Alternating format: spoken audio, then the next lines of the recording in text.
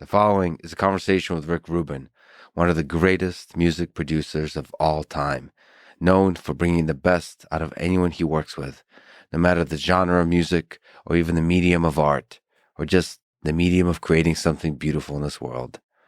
And the list of musicians he produced includes many, many, many of the greats over the past 40 years, including the Beastie Boys, Eminem, Metallica, LL Cool J, Kanye West, Slayer, Tom Petty, Johnny Cash, Dixie Chicks, Aerosmith, Adele, Danzig, Red Hot Chili Peppers, System of a Down, Jay-Z, Black Sabbath. I can keep going for a very long time here.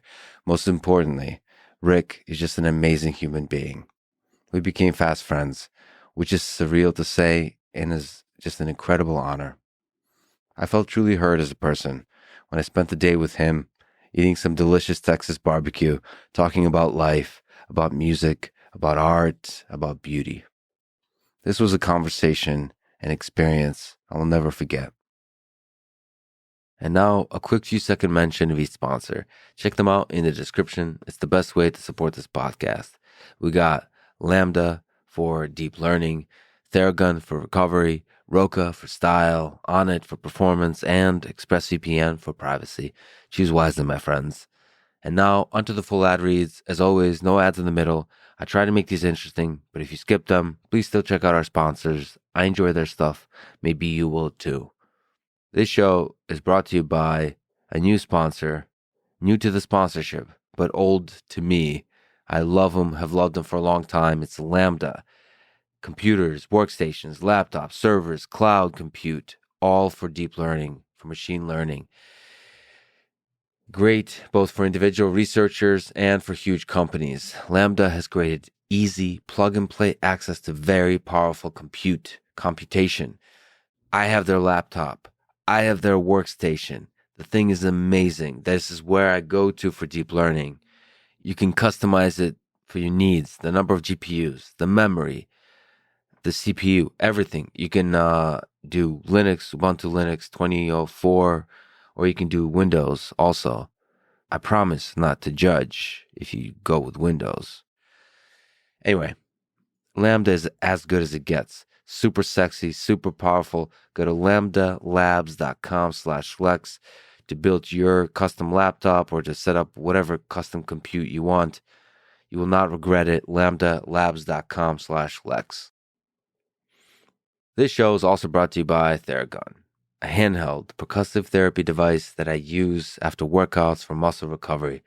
It's surprisingly quiet, easy to use, comes with a great app that guides you through everything you need to know. I've been doing almost every day a large amount of push-ups, a large amount of pull-ups. If you're not careful, you can get what's that called? Tendonitis, I think, overuse injury. So I take my recovery very seriously. Also, getting back on the mat now. I had an injury with my leg that I was dealing with. Again, Theragun helps a lot there. Primary use case for me is after a hard workout, get a massage. It relaxes the muscles and it just speeds up my physical recovery until I can work out hard again. Try Theragun for 30 days at therabody.com/lex. Theragun Gen 4 has an OLED screen, personalized Theragun app, and is both quiet and powerful, starting at $199. Go to therabody.com/lex. This show is brought to you by Roka, the makers of glasses and sunglasses that I love wearing for their design, feel, and innovative materials, optics, and grip. Roka was started by two All-American swimmers from Stanford, one of whom I met. Both of them, I'm sure, are awesome, but I can testify that one of them, Rob, is for sure 100% awesome, 110% awesome. Anyway, the company was born out of an obsession with performance. Two words I love, obsession and performance. It's a minimalist, classy, functional design. All of those words are ones I love. Minimalism in design is just a beautiful thing. And if it's functional, especially in all kinds of conditions, that's a beautiful thing. It's designed to be active in. It's extremely lightweight. The grip is comfortable but strong. I've used it. I've run in it in the heat, in the cold. It holds up beautifully. Check them out for both prescription glasses and sunglasses at Roka.com and enter code LEX to save 20% off on your first order. That's Roka.com and enter code LEX. This episode is brought to you by Onnit, nutrition supplement and fitness company. They make Alpha Brain, which is a nootropic that helps support memory, mental speed, and focus. I use it as a boost for a difficult deep work session that's going to last 2, 3, 4 hours. That's the most exhausting thing for me. When just with a sheet of paper and a pen, I'm thinking through something really difficult. I'll take Alpha Brain. It helps clear the mind, helps me maintain focus during those hard, deep work sessions. Now, if you have no idea what I'm talking about when I say deep work, you should read a book called Deep Work by Cal Newport. It's brilliant. It makes you understand that there's a very difficult and proper way to work, and it should be exhausting. But then, if you learn to work that way, you can work less. You can go to lexfriedman.com/onnit to get up to 10% off of Alpha Brain. That's lexfriedman.com/onnit. We'll fight through this mental battle of a deep work session together. This show is also brought to you by ExpressVPN. I use them to protect my privacy on the internet. So many reasons to use ExpressVPN. First of all, ISPs, they collect your data. Using incognito mode on Chrome does not protect you. All the shady things you do on the internet, and I know you do all of the shady things. The ISPs know all about it. For Netflix and Hulu and so on, you can use ExpressVPN to change location. So if any of the shows are geographically restricted, and a bunch of them are, you can change your location instantly throughout the world. You can be in Japan, you can be in UK, you can be wherever. And ExpressVPN is the fastest VPN I've ever used in terms of connection speed, in terms of the intuitive nature of its design. It works on any device, including any operating system like Linux, my favorite operating system. You can go to expressvpn.com/LexPod to get an extra 3 months free. That's expressvpn.com/LexPod. This is the Lex Friedman Podcast, and here is my conversation with Rick Rubin.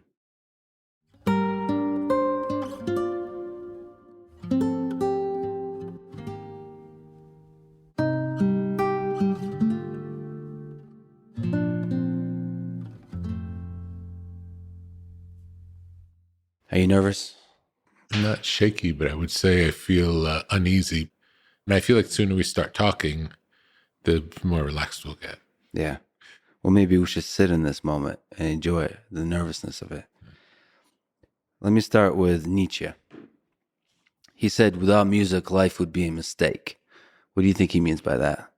Let's talk some philosophy. Let's try to analyze Friedrich Nietzsche from a century ago. It seems like music has the ability to bring us so much depth in our soul that's hard to access any other way. And without it, there would be a loss beyond the pleasure of it. Feels like it's a window into something else. Something that no other medium can express quite the same way. I would say not as automatically. Something about music can do it automatically. Maybe poetry or maybe certain abstract forms can get us there. But there's something about music that really can get us there quickly. But it's also the time, the place, the history. There's something about, like a lot of my family's still in Philly. There's something about driving through Jersey and listening to Bruce Springsteen. And then I'll get like emotional.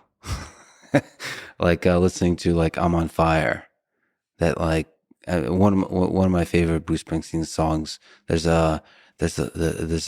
haunting kind of strumming to it. It's not a strumming. It's actually picked. It has a country feel to it, almost like a Johnny Cash feel actually. And it, I don't know, makes me feel, so for people who don't know, I'm on Fire. That song is, I guess, a love song to a woman that you can't, have because she's married or she's with somebody else, which I guess is quite a lot of love songs. But there's something about the haunting nature of the guitar. And then it has to be driving through Jersey. And I feel like everyone has fallen in love with a Jersey girl at one point in their life. I don't know if that's true for everybody, but I feel like that. I haven't either, but I just feel like that. I feel there's something about Bruce Springsteen's like, yeah, I've been there. And that just takes you to a place of emotion that you just that captures love, that captures longing, that captures the heartbreak of just the way time flows in life and the fact that it's finite and just all of that in a single simple song. Like, what else can capture that? Yeah, I don't know. But it's true that there's a connection both between time and place and music. And certain music growing up on the East Coast didn't really resonate with me until I spent time on the West Coast. Eagles being an example. When I lived in New York, the Eagles didn't really speak to me. ZZ Top didn't really speak to me. And then when I started spending time in California and driving through Laurel Canyon, all of a sudden the music of the Eagles felt appropriate somehow. And I started listening to it more. Got it. So not until you went out west can you understand the sounds of the West. So it's really like New York has a sound. What other places have a sound in the United States? I think every place does. And that said, sometimes we can get an experience through music of a place. Like we can resonate with the music and not understand why. And then maybe when we go to the place where it was created, it's almost like we have a knowingness of that place. It's not a strange place anymore. Yeah, Stevie Ray Vaughan with blues and Texas blues. Yeah. You can just listen to Texas Flood and just, again, there's like a woman you're missing, a broken heart, and somehow that connects you to the place. The Eagles, what song with the Eagles connects with you? Are we talking about like Take It Easy, or are we talking more like Hotel California? I'm thinking Take It Easy, but both are great. Yeah. There's certain songs when I started learning guitar when I was young that's like, I would like to be the kind of person that not only knows how to play this song, but understands this song and like have that song be something I played 20 years ago. And I've lived with that song for a while. Like Hotel California is an example. Obviously there's the solo, but there's also the soulfulness of the lyrics, which I still don't understand. And it could be about anything. And as you get older, I feel like the meaning of the song could be anything. Yeah, I think that's true.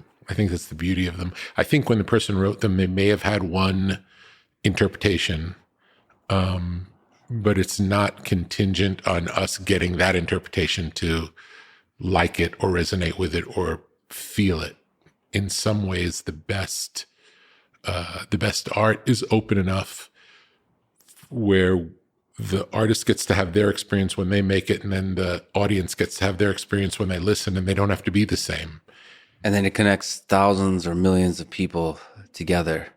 There's a togetherness of music when you share that music, when you're listening to stuff together, like in a car. First of all, the car is a sacred place. So I work in part on autonomous vehicles. And you start to think, well, what are the things you lose when the car stops being the central part of American life? The car ownership. It just feels like the car, when you're alone, it's like a therapist session, because you get angry at other humans. You get to, and then you get to like sit in your own anger and emotion. You get to listen to the song on a long road trip and remember, like run through your memories, the heartbreak, I don't know, the one that got away, but also like the beautiful moments, all of it. Yeah. And all of that in the car. Yeah, driving also serves another purpose it's one of the things that we can do that we have to pay attention enough not to crash, but typically can essentially run on autopilot enough where we could be thinking about something else or concentrating on something else. And the difference between concentrating on something or trying to solve a problem when you're solely trying to solve a problem versus when you have some little task that's keeping you occupied. I find if I have something slight to take care of, it frees a more creative side of my mind to better solve problems. I'm kind of jealous of people that found that in painting, for example. They'll be drawing or painting and listening to, so that's the small task you do. You're coloring in the lines. It's like this gentle, peaceful, slow process that requires just a small fraction of your mind. And then you can listen. Some people listen to podcasts that way. Some people listen to music that way. Mm. Yeah. How do you do it? How do you free your mind? Running is one of them. There's a process. So the most freeing of the mind for me has to go through a process of a bit of pain for a bit. So doing something difficult, it's just like a airplane taking off or something. So I have to, like, for example, running. The first few miles would just be just first of all, the physical aspect, which is like, you're so fat, you're out of shape, this is getting old, that. Okay, that slowly dissipates. And then the demons come in who are like, you should be getting this and that and this done. You haven't gotten it done. You're like breaking promises, all those kinds of voices coming in. And after that, maybe mile 4, it's like, fuck it. You just run with the wind at a very slow pace, but with the wind. And then you could think. So it's the footsteps, the physical activity, but then you could deeply think about stuff, ideas, sort of design, whether it's programming design stuff or like high level life decisions, all those kinds of things. I would say running. I used to build bridges from toothpicks. I used to be a thing. It's an engineering. I guess some people like glue together airplanes and stuff like that. Mm-hmm. But the bridges, it's such deeply honest work because at the end of it, you're going to have to test that bridge and you're going to see how good your work was. The little details, but also the big picture. Do you use glue or no? Yeah, you use glue. So it's not pure physics. It's materials engineering too. Because the way you want to do it is you actually split the wood as thin as possible and then glue it back together because the glue is really strong, except for the arches and things like that. So you're building arch bridges, which is a whole nother skill because you have to bend the wood. And it's so cool because the thing can hold thousands of times its weight. And then you get to watch it explode at a certain point from the pressure. And when you do a really good job, it doesn't explode in a kind of some weak point that you didn't anticipate, just kind of starts cracking. Everything cracks, everything explodes. It's just pieces fly everywhere. And it's literally hundreds of hours of work just explode in front of you. And that's a metaphor for life, maybe. And it's all for nothing, except for the journey that you took to get there. And no one understands. Speaking of which, back to Nietzsche. These questions are ridiculous. So you're gonna have to try to figure out what the heck I'm trying to do here. So Nietzsche also said a line I love, which is, and those who were seen dancing were thought to be insane by those who could not hear the music. Do you, Rick Rubin, ever feel crazy? Or maybe you're the one who's sane and everybody else is crazy. You know that the dancing, the joy of the music, of just feeling the music and everybody else just doesn't understand. And this doesn't have to be literally about music. This is about art, about creation. Yeah. I would say I feel different. And it's hard to say. It's like, which side of the equation is crazy, you know? Did you ever find a group of people that get you? Yes. Is that what producing is essentially? Is you try to find the moments when you just get each other? No. I would say they're definitely certain artists with certain temperaments, when you're around them, it feels like you can finish each other's sentences, just see the world the same way. Comedians as well. And that's not essential for the two of you together creating something special. No. So it could be a tension too. It could be anything. It could be any. There's no rules. It'd be like think of it like a coach. A coach could bring what they have to bring to any talented individual, and help them find their way. And sometimes it's the right coach for the right athlete really works, and other times there's a mismatch. Have you seen the movie Whiplash? I did. I saw it when it came out, so I don't really remember it well, but I did see it. So there's a coach type of figure. Yes. Who is pushing a drummer to grow as a musician, but also to create something special. I don't know if it's even special music skill-wise. It's a special moment. Yeah. I don't know what he's trying to create. Now, from one perspective, it's just a person who selfishly gets off on being abusive to those he's with.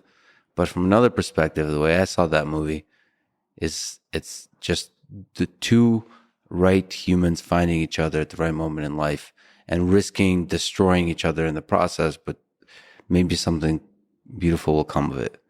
Do you think that's a toxic relationship? Or does some of that movie resonate with you as that sometimes is required to create art? That kind of suffering. Yeah, it doesn't. Well, there's suffering involved, but not that kind of suffering. Not for me. There are some people who that's their process, and that's whatever works. There are no right answers for anything involved in art. We're all trying experiments to find a way. And even for the things that I work on, I don't have a set way that I do anything. I come to every project blank and I really listen to what the artist plays and says, and through what they explain they want to do, help find the best way to get there. Was it implicit in the movie that the mean teacher liked being a mean teacher? You said the way you described it was that he got off on treating people this way. Do we know that to be the case? I don't remember that in the movie. But we sometimes project that onto people who are really rough on students. You start to think, well, maybe that is fundamentally who they are. And if it's fundamentally who they are, that there must be some pleasure in it, or it's an addiction of some sort. But it could be also a deliberate choice made by the teacher. It also could be a lineage, like, in the Zen tradition, there are sort of the mean roshis who, if you do something wrong, take a physical action. And it's just in the lineage, it's considered that's how you teach.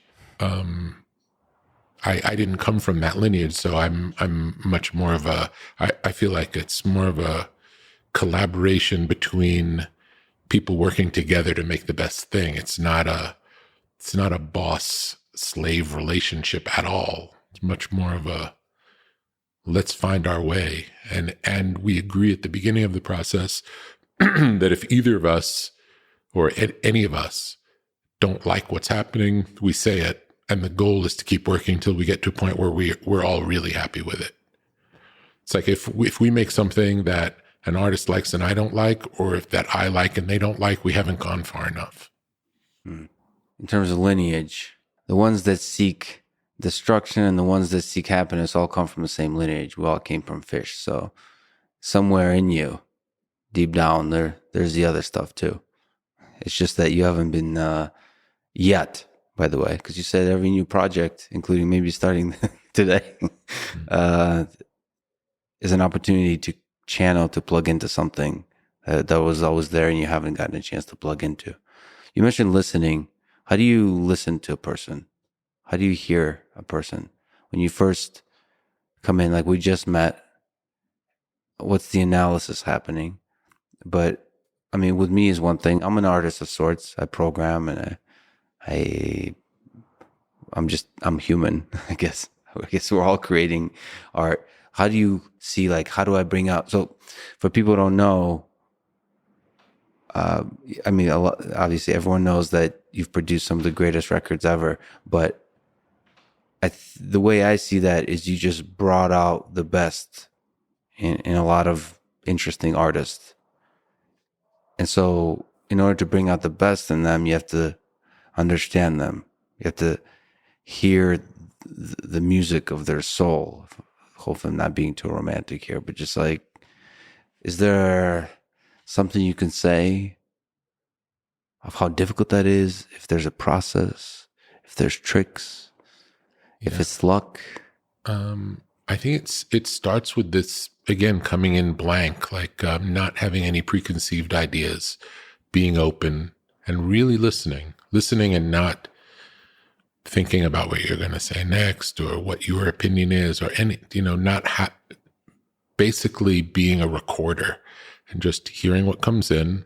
And then once you hear what comes in, processing that information and trying our best to do that without any of the beliefs that we might have to impact what that is. Mm-hmm. If I ask you a question, I don't want to listen to you and have any reaction happening when you're speaking. I want to be as neutral as possible. For me, my goal is not to form an opinion, it's to understand.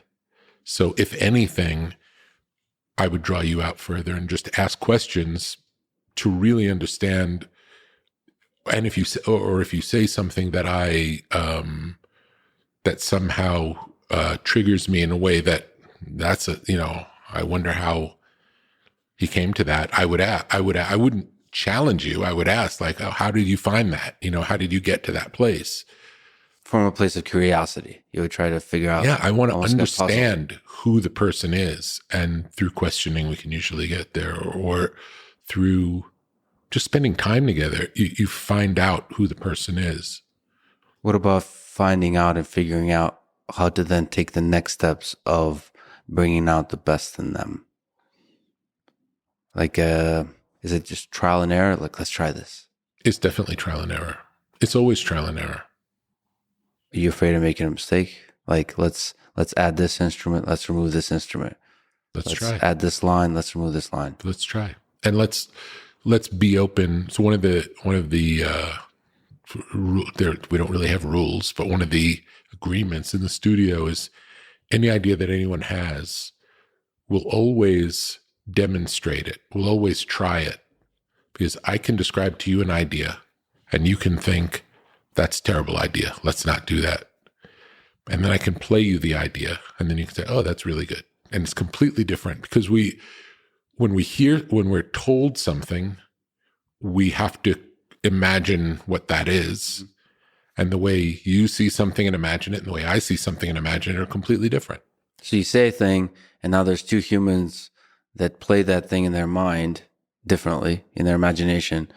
And then there's a cool creative step in when you actually do it to see how it differs in the imagination. And then the difference or the commonality will be like an exciting little discovery together. Well, so many groups of people making things together in a room, one person will suggest something and someone else in the room say, that doesn't sound like a good idea, let's not do that. And then they move on.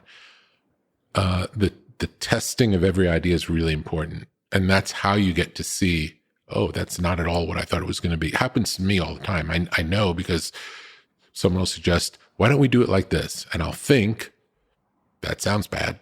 Mm-hmm. And then I'll think, okay, let's try it. And then we hear it. And then, 8 times out of 10, it's nothing like I imagined, and great.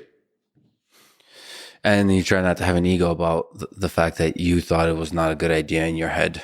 There can't be any ego in this. It doesn't, if everyone's there with the purpose of making the best thing we can, there's nothing else. There are there can't be any boundaries to that. So there's a moment I saw with, I know you don't love talking about previous things you've done, but it's cool to dive in there every I once don't in a while mind. I'm fine to talk about anything. to sample it. Anything? We'll Well, I see. have this pain. I got to talk. No, I'm just kidding. I'll think of something ridiculous that would make you change your mind. You mentioned I saw a video of you with Jay-Z working on 99 Problems where you suggested a cappella opening the song with a cappella, just no instruments, just voice. That to me, I mean, that's one of the characteristics of the things of the ways you've brought out the best in artists is doing less, sort of the tending towards simplicity in some kind of way. So that choice of a cappella is really interesting because like I could see a lot of people think that that's a bad idea, but it turned out to be a really powerful idea. Can you maybe talk about the simplicity, how to find simplicity, why you find simplicity is beautiful? It does appear to be beautiful. What is that?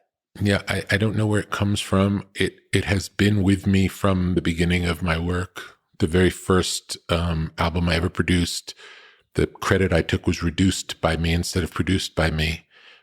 For that reason, like I like the idea of getting to the essential, and I have a better idea now that I've done it for a while. But at the time, it was purely an instinctual thing, and part of it is there's a sonic benefit, which is the less elements you have, you can hear each of the ones that are there and they can sound better. And the less there are, the more space they could have around them and the more you can hear their personality. If you were to record 10 people playing the same guitar part and you listen to it, it would sound like guitar. And if you record one person playing a guitar part, it sounds like a person playing the guitar. It's different than just guitar. And often in the studio, the idea of building upon things and adding layers to thicken, to make it sound bigger, sometimes the more things you add, the smaller it gets. So a lot of it is counterintuitive until you just in practice see what works. To try it. To try removing stuff until it's just right. It's the Einstein thing. Make it as simple as possible, but not simpler. That's such a like finding a stopping place. Just keep chopping away and chopping away. Yeah. There's something we also like to do called the ruthless edit, which is, let's say you're at a point where it can work for anything, but I'll give you the example with an album. We've recorded 25 songs. We think the album's going to have 10. Instead of picking our favorite 10, we limit it to what are the 5 or 6 that we can't live without. So going past even the goal to get to the real like heart of it and then see, okay, we have these 5 or 6 that we can't live without. Now, what would we add to that makes it better and not worse? And it's just it puts you in a different frame when you start with building instead of removing. And you might find that there's nothing you need to add. Sometimes something happens when you get to the real essence. Then when you start adding things back, it becomes clear that it was just supposed to be this tight little thing. Can I ask you like a therapy session question? So you mentioned somewhere that one way to kind of think about music, to get into music, is to look at the top like 100 albums of all time and just go down the list and like just take it all in like a one piece of artwork. So I was doing that for a while. It's a cool experiment because unfortunately I have to admit I've gotten lazy and stopped taking in albums as albums. And I looked at one interesting top 100 list, top 500 actually, which is put together by Rolling Stone. And they put, this is the therapy session part, and this has to do with simplicity too. They put Marvin Gaye's What's Going On at number 1. Spoiler alert. So I'd like to maybe get your opinion on that choice. The reason Marvin Gaye is really interesting, It'd actually be cool to play what's going on in a second. But when you just listen to his like a cappella, just listen to his voice, it is really good. Like people, it makes me wonder if it's possible to pull off like most of his songs with no instruments. Like in many parts, there's so much soul in just Mercy, Mercy Me, What's Going On. There's so many songs that you could just be like, I wonder if you could just like, just go raw, or maybe in parts, or maybe do what you do with Jay-Z, just open up with nothing. Anyway, there's something so powerful to a great soulful voice. Do you mind if I play it real quick? No, please. What's going on? It's probably one of my favorite songs. I mean, it's up there.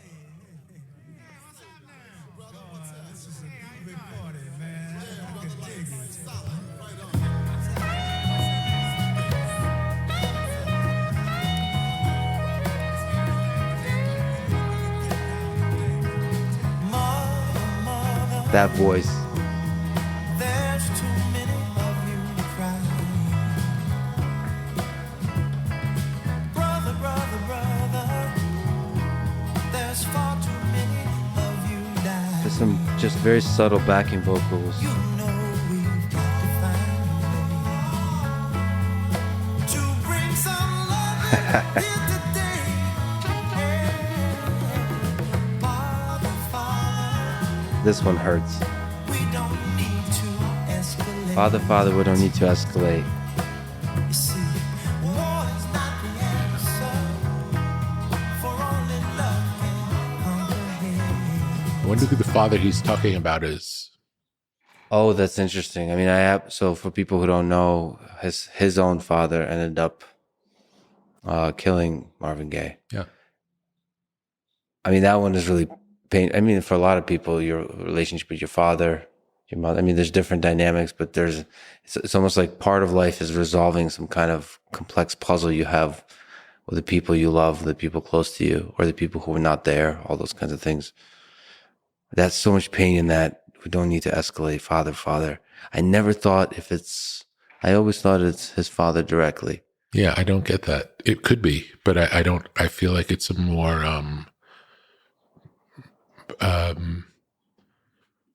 masculine spirituality. Like a father figure, or just broadly some kind of spirituality. Could be like God, Father God, Mother God. Like could be. I don't know. But there's so much. It's like both hope and melancholy. He's saying war's not the answer. It's like you don't tell your father war's not your blood father war's not the answer. It's a strange conversation. It's a bigger conversation than a personal. Don't you think it feels like war when it's personal? What's the difference between the war is personal too? It's only leaders think about war in a geopolitical sense. Yeah. When people that fight wars, you lose your brothers. You lose. I mean, death is just right there. Yeah. So it might feel just like that. But yeah, there is a dance between like the personal and like talking to the entirety of the society. It's like John Lennon, Imagine. Like also a song where is that hopeful? Is that cynical? Is it like melancholy? Like heartbroken? Like you hope, you wish things would be a certain way and they're not. Yeah, I don't know. I don't know if John Lennon is giving up on the world in Imagine. Yeah, I don't know. No, it's an interesting question. There's another John Lennon lyric in. Let me think of what it is. Take me a second. And different songs keep coming into my head. It's not the one that I'm looking and for. you keep pressing next. Across the universe, nothing's going to change my world. And when I hear that, I hear it as hopeless. But I don't believe that that's, well, it may be how he meant it, but I don't think that's how it's normally taken. And it's also the taker is important. I'm generally optimistic and hopeful. So I always like look for the hope and the harshest love heartbreak songs are always somehow hopeful to me. That's a love song. To me, like a song about losing love is a song about the great capacity for love in the human heart. That's what I hear. Yeah. So to me, losing love is exciting. Because it's like, that means you really cared. That means you felt something, you feel something, you can sit in that pain, and that pain is a reminder what it means to be human. When you're that, what is it? We're just listening. The only man who could ever reach me was the son of a preacher man. So it's like that early love or something, or partially sexual or whatever. That's not as interesting to me. It's fun. It's great. But it's that heartbreak. That's the reminder that it can go deep. Although that's a damn good song. Have you ever heard the Detroit mix of the Marvin Gaye album? No. Call it up. How By far better. Mind blowing. I just heard it recently. It blew my mind.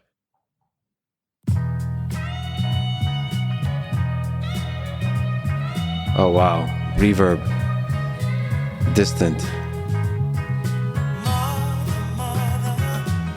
Interesting. There's too many of you crying. Brother, brother, brother.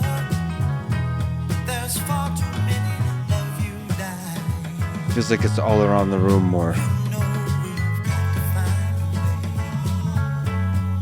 way to bring some loving here today. Yeah. More voices. More voices. We don't Father. need to escalate. You see, war is not the answer, for only love can. He's layering his own vocals. You know we've got to find a way to bring some loving here today. Picket lines, Feels like there's multiple people singing. don't punish me with brutality. Talk to me so you can see what's going on. Yeah, it's beautiful. Yeah.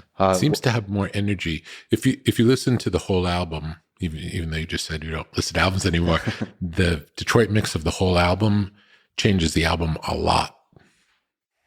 I mean, that felt so that's the opposite of a cappella, I would say, Yes. because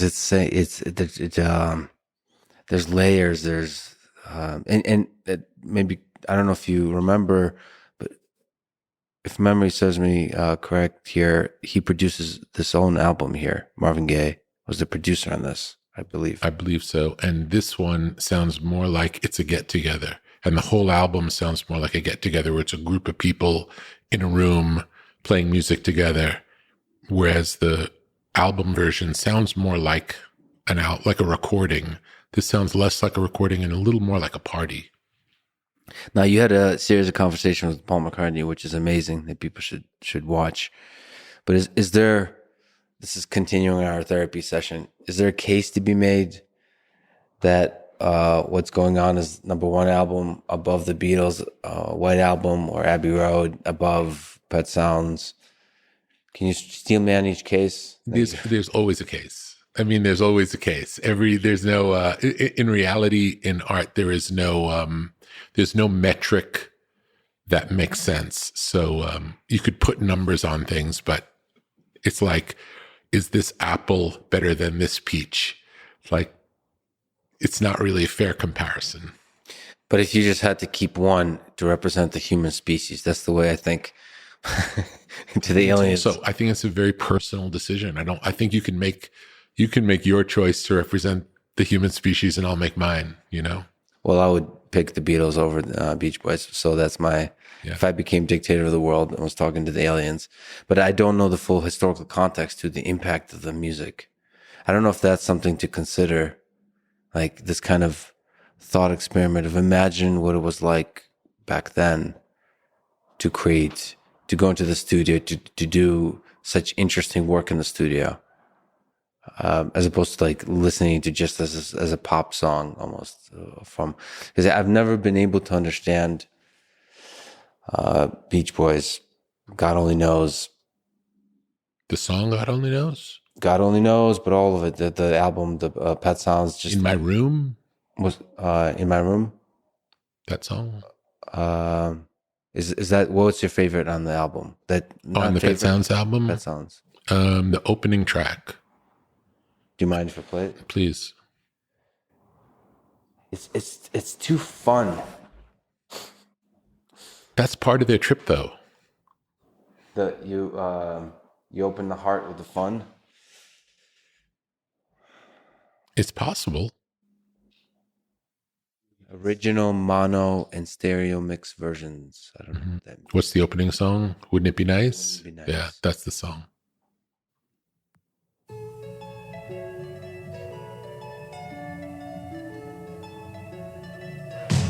Wouldn't it be nice if we were older, then we wouldn't have to wait so long? And wouldn't it be nice to live together in the kind of world where we belong? No, it's gonna make it that much better when we can say goodnight and stay This part is good, yeah. And then back to fun. Yeah, that we could say goodnight and stay together. Wouldn't that be nice? Wouldn't it be nice? Wake up together. But we're not. There's heartbreak in this one too. Still, to me, like George Harris, like is that the White album? While My Guitar Gently Weeps. I mean that. With the Beatles, it's so hard to. Depending on the day, I'll say a very different song. That's my favorite song, but I often return to While My Guitar Gently Weeps as my favorite song. Spectacular. Spectacular. And anything George Harrison, honestly, something in the way she moves. What would you classify that? There's like several Beatles songs, categories of Beatles songs. So that's like the melancholy love songs or ballads or something like that.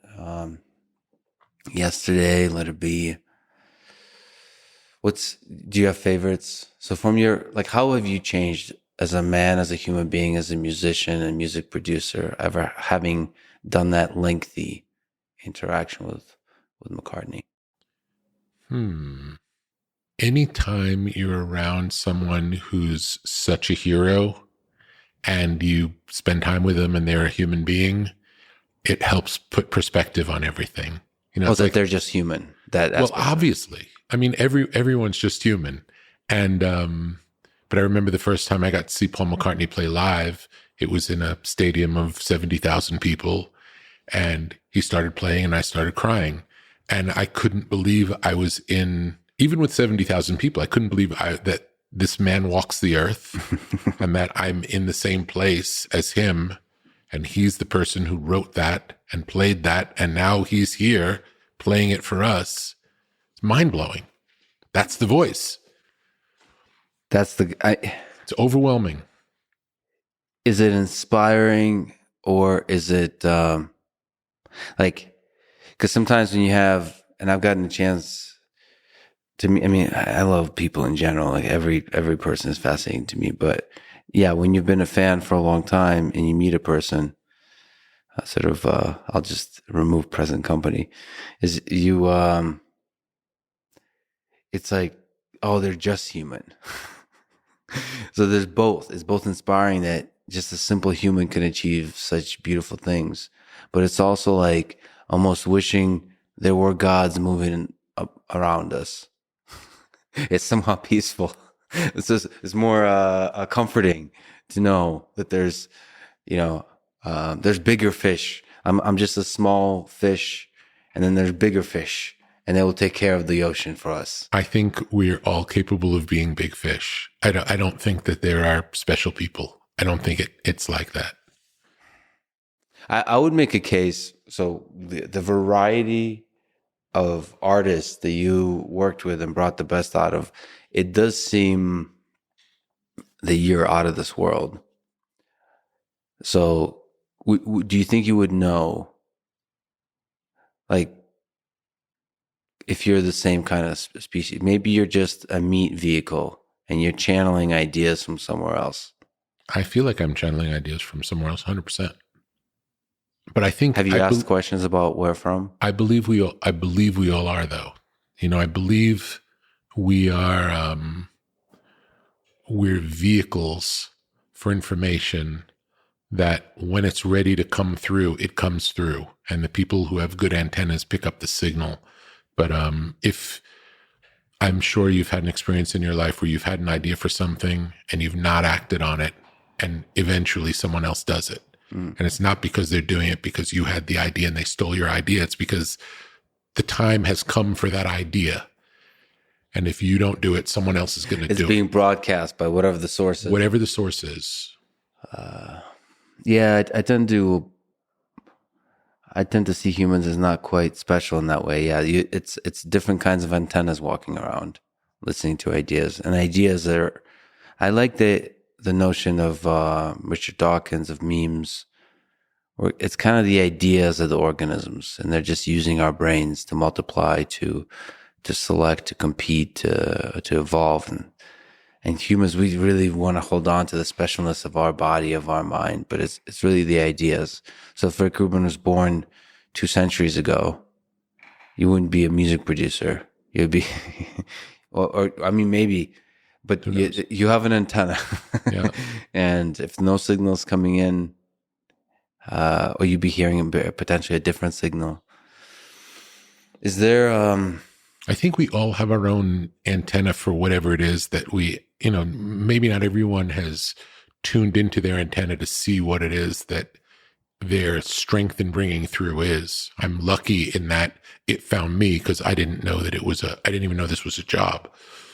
I sometimes wonder, I mean, a lot of people wonder, like, what's the purpose and the specs of my antenna? What am I put on this earth to do?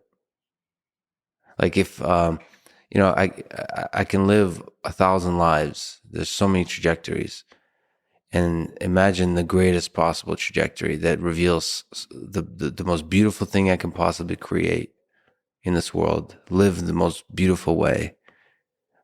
What is that?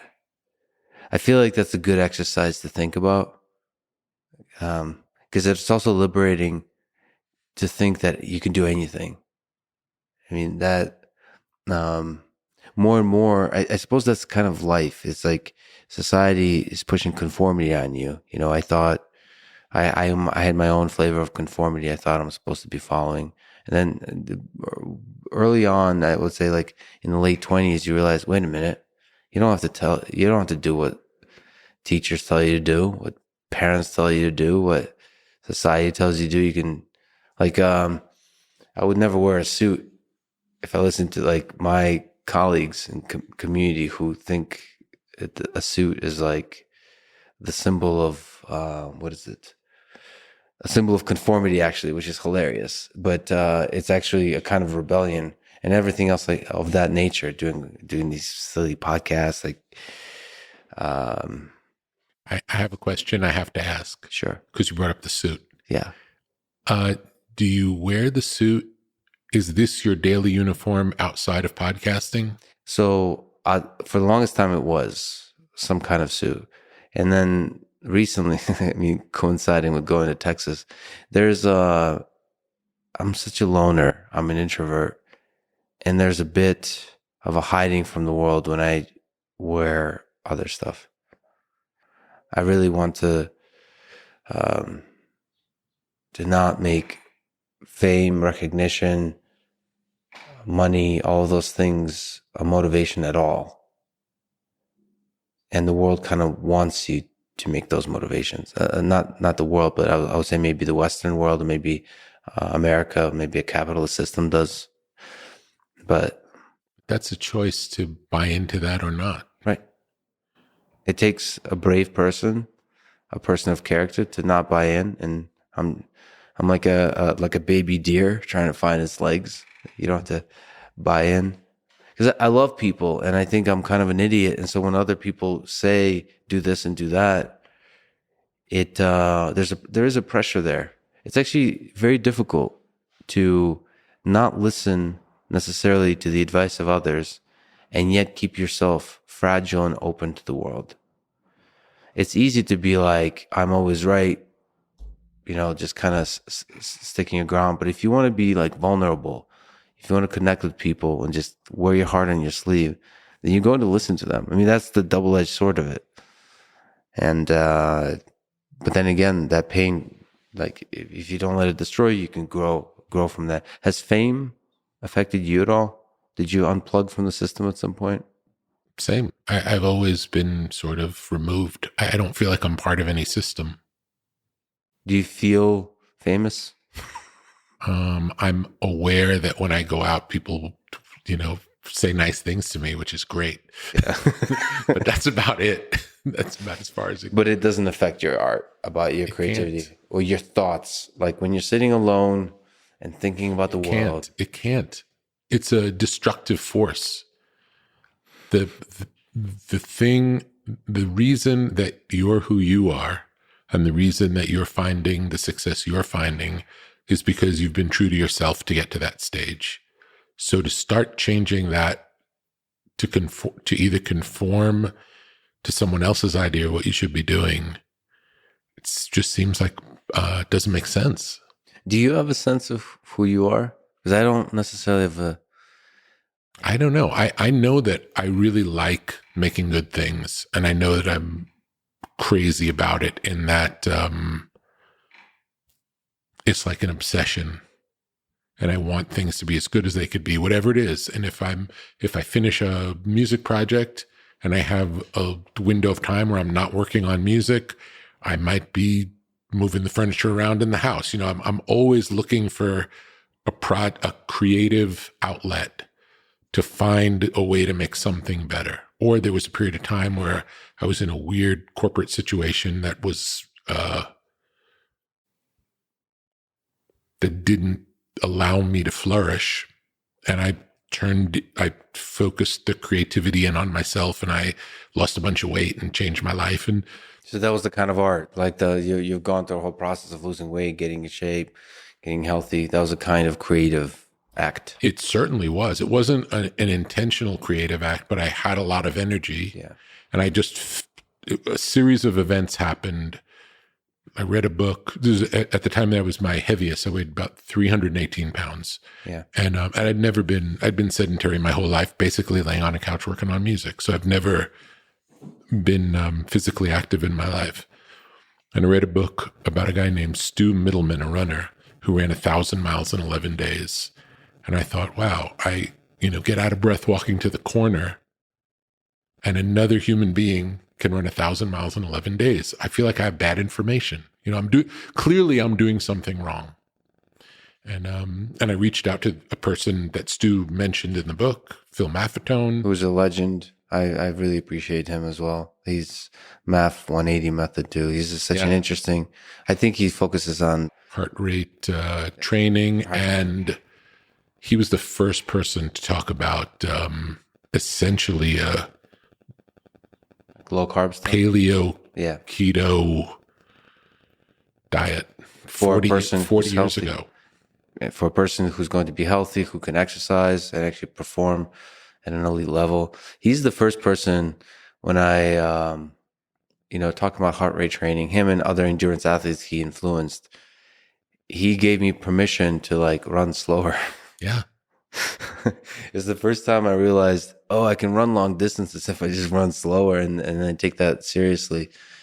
And I actually fell in love with running very much so. Because for me, everyone's different, but for me, the love of running happens in the longer distances. Yeah. Did you read Born to Run? Mm-hmm. Great book. Amazing book. There is something special about running. And everybody has their own journey with it. And even ultra marathon running, those kinds of things. It is like many journeys, one that can pull you in. Like you won't be the same person after. And I try to be deliberate about making choices after which you'll not be the same person. Yeah. And so I'm nervous about the ultra marathon running world. Mm. I have to talk to you about Johnny Cash. I mean, when people ask me what my favorite musical thing is of all time, I'm It's a very difficult question to answer, of course, but I'm pretty quick. If I'm not allowed to pick anything by Tom Waits, uh, I'm pretty quick to say "Hurt" by Johnny Cash, the performance, the whatever you call it, whatever the heck that is, because that's not just a song covered by an artist. That's a human being at the end of their life. That the rawness of that, there's also a music video, which for a lot of people adds a lot to it. For me, just the music alone is, the guitar, every choice on that. See, the few things I've heard about it, it seemed like almost accidental. Like little subtle choices here and there. Can you maybe comment on that? To the degree, I think you had a huge role in sort of bringing Johnny Cash back from a different part of his life. It's like bringing something out that wasn't there before, and it was incredible. It was a celebration of a really special musician, and a totally new kind of celebration. Now, "Hurt" is just one of the songs that's an amazing celebration of Johnny Cash, but "Hurt" is like at the peak of that. So what was that like, putting that song together? Maybe it might be nice to listen to it, because I freaking love that song. And as a guitarist, the simplicity of it. It seems like every choice contributes to the greatness of the song.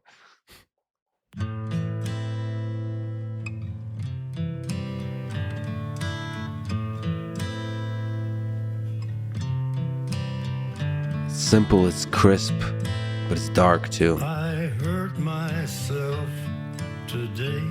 It's one of the greatest opening lines of any song. If I still feel The shake, And that's that.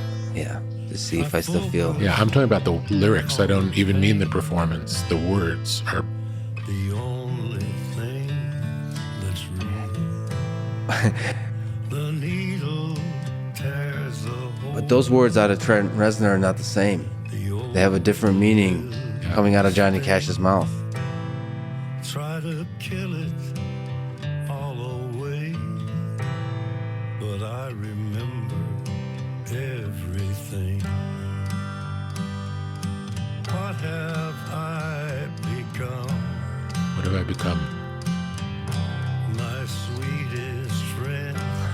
Written probably for a young man. Everyone I think he was 20 when he wrote it, Trent. goes away in the end,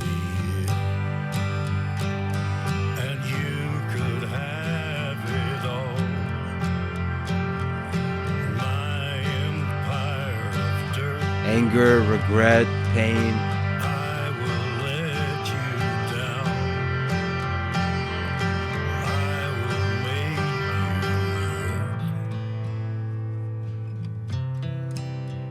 hurt. The way the guitars played, the choice of instrument, the layers there, the freedom to give him to use the voice that's fading.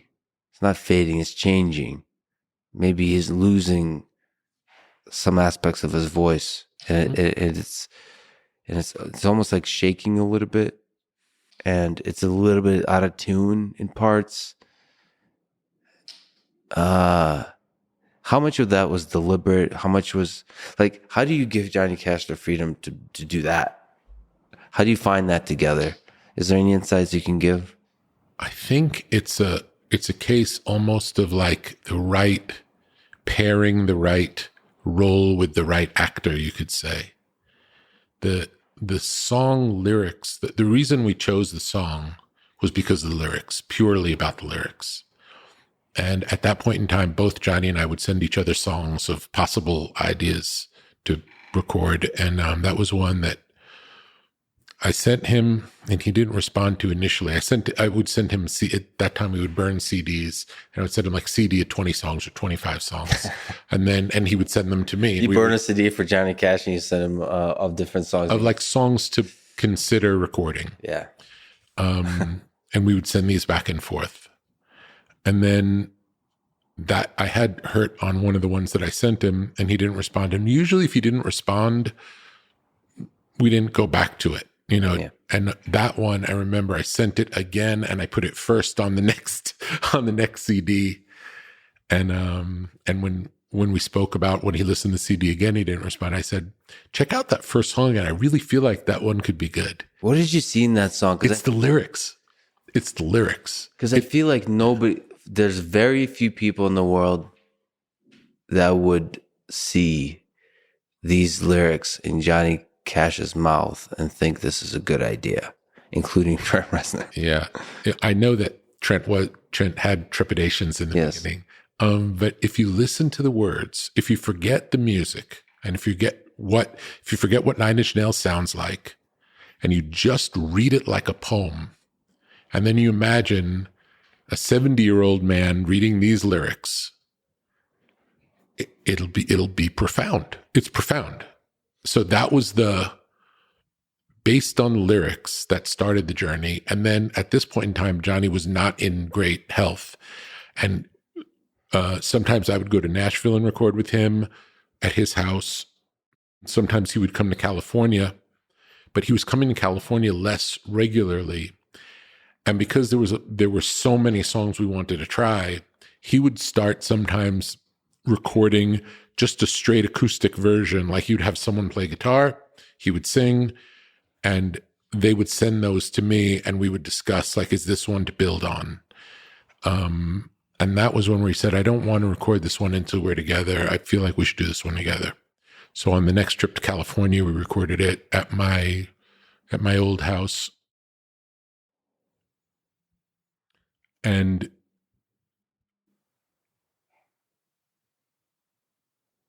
I mean, all the songs we recorded felt special. So I can't say this one felt special, but lyrically, it's more the lyrics have such a profound sense of regret. What have I become? Yeah. And to hear when you're 20 years old talking about regret, Yeah. it's heartbreaking, but it's heartbreaking in a different way because you have your whole life to figure it out. When you're looking back over your life at the end of your life with regret, it's brutal. Yeah. It's brutal. So that was the initial spark of doing it. And then when we recorded it, I believe it was 2 guitar players, if I remember correctly, maybe even 3, Smokey Hormel, Matt Sweeney, and Mike Campbell, I believe. And Ben Montench was playing the piano in my living room as we were doing it. And we cut the basic track, and with Johnny singing, and then Johnny probably sang over that basic track a few more times, and then we comped his vocal, and then built up the drama. And you didn't get to the part, but at the end of the song, it gets very loud. The music gets very loud. Yeah. It's subtle because it's not anything that takes your ear, and the vocal is so powerful that you don't really think about what's going on. But it's building the whole time musically. It's building, and it even gets distorted at the end. It gets really like overpowering, and Yeah, that's it comes part of the back emotion down. of it. Yeah. It's I will let Yeah. you down. I hear almost anger and frustration. If I could start again, a million miles away, I would keep myself. I would find a way.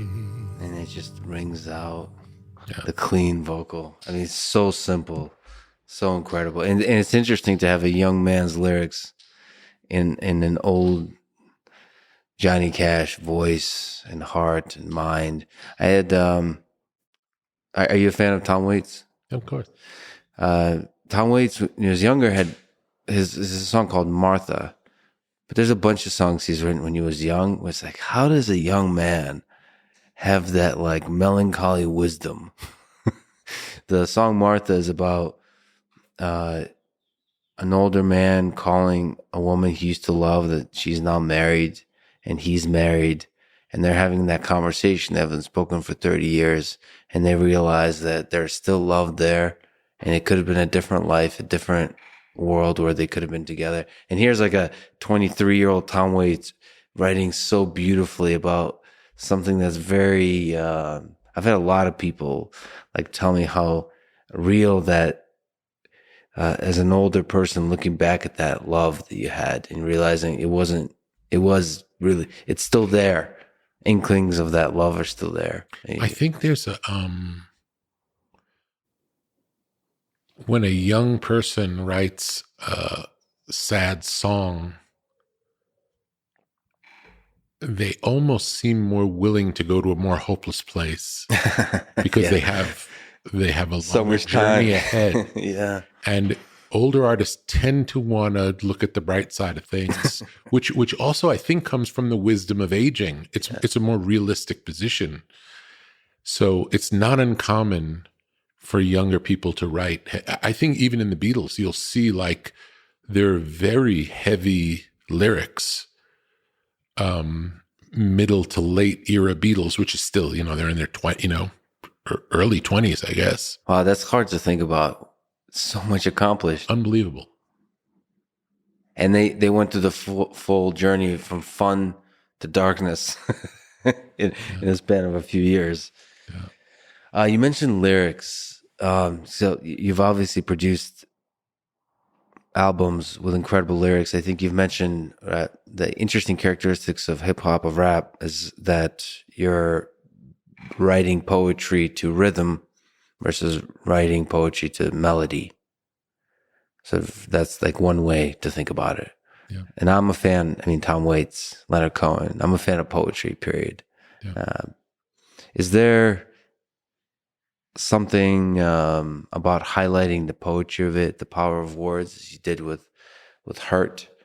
If I have to play, it's one a Tom Waits song that's like less than a minute long that I always go back to. It's one I really love, and it has just a few lines. It's called "I Want You," and all it is him saying, "I want you."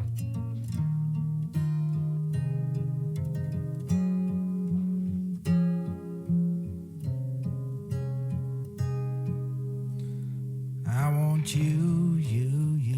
This is a 22-year-old Tom Waits. All I want is you, you. All I want is you.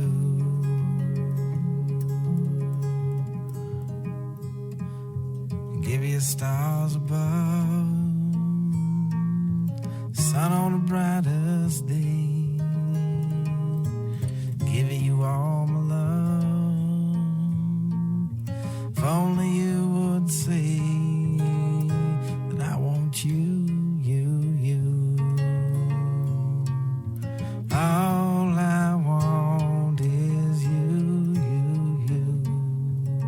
And then he hums for 20 more seconds. Yeah. Beautiful. So simple, man. That young man, but for people who don't know Tom Waits, you should definitely listen to him. And his voice sounds very different now, and it's interesting to see the evolution of a human voice, the artist over time, because that's a young, boy-like voice, hopeful, less clever, less witty, more simple. That simplicity's there, and he's not. That takes guts to be so simple, I would say, lyrically and musically.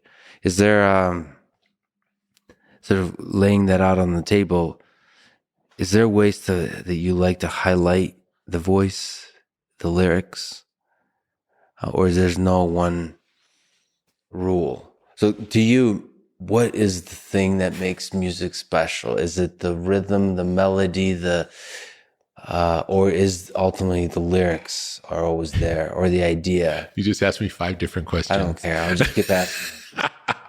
It's not about you, Rubin. I see that. You don't want the answers. I don't You want just the want to answers. ask questions. Okay. I'll listen. I look forward to your comments, the internet. Okay. You have the greatest producer of all time in front of you, and you can't shut the hell up. That's right, friends. But you do value lyrics. Is there a way to celebrate lyrics? I value lyrics if the lyrics are important. I'm not a lyric person. I'm very much whatever the thing that makes the thing good is the thing that I'm drawn to. For me, for a long time, lyrics meant very little. I would say from the Really? In Yes. the beginning? yes, from the earliest days. Fight for your right to party, Beastie Boys? Yeah, it was fun. I thought they were good lyrics, but it wasn't what was important. I mean, it was in a almost a novelty way, not in a serious way. Early in my career, I was much more focused on the rhythm, first the rhythm. And I would, if the lyrics weren't good enough, I would be aware of it, but it wasn't the driving force for me. And eventually over time, then melody became an important piece, which it wasn't in the beginning. And then lyrics became more important over time. But it's always been always changing what draws me in.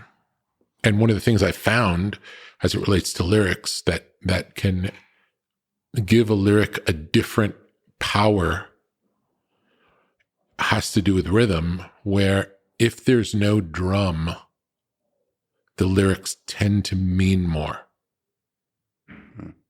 So earlier what you were saying about if it was just a cappella, you felt Marvin Gaye in a different way hearing the a cappella. Can you comment on, I mean, in terms of one of the greatest albums ever?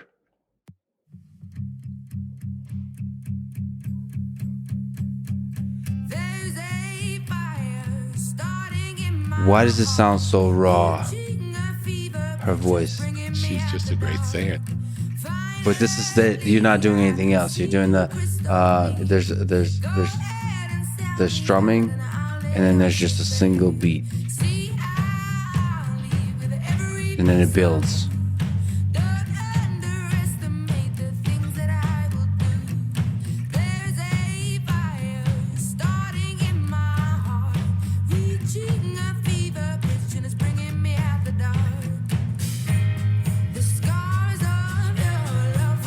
It gets simpler, but it feels like it's a giant orchestra.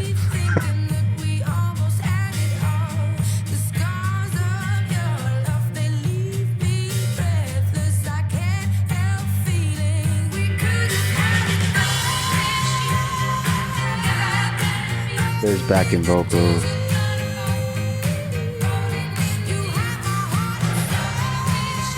The anger. I love it.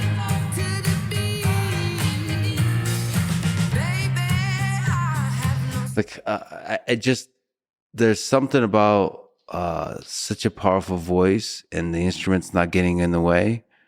I mean, the same with her and Johnny Cash. Is there why does it sound so like raw? It's the same as Hurt. There's it feels like you're in the room with them. It feels like they're not even singing. They're like they're literally freshly mad and angry. I think those are the things that make great singers sound like great singers. It's not anything that's happening in the studio. I mean, I would say the only thing that us in the studio can do is kind of get out of the way and not ruin it. You know, it's like that's what comes through of these people. I should also, before I forget, there is a lot of song choices on that CD. I would love to see the full options on the CD that you sent to Johnny Cash that I love. So Solitary Man is one of my favorite choices made there. Is that a Neil Diamond song? It's funny you talk about them as songs because I tend to listen more to albums than songs. So that's what you're doing in your head. You're pulling up the album essentially. No, I'm going to that song, but I don't know. I've never listened to that song, but I know that when that song comes up in the sequence of the album, it has a really powerful effect in me. Let's see what it does if you just start it.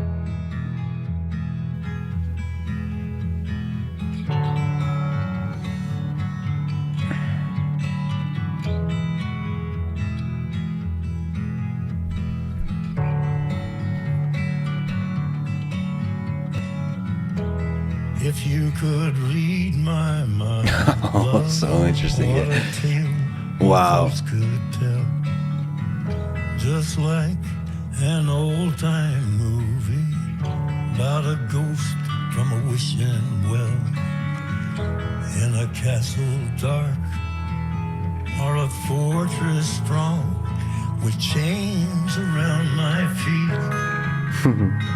You know that ghost is me, and I will never be set free as long as there's a ghost that you can't see.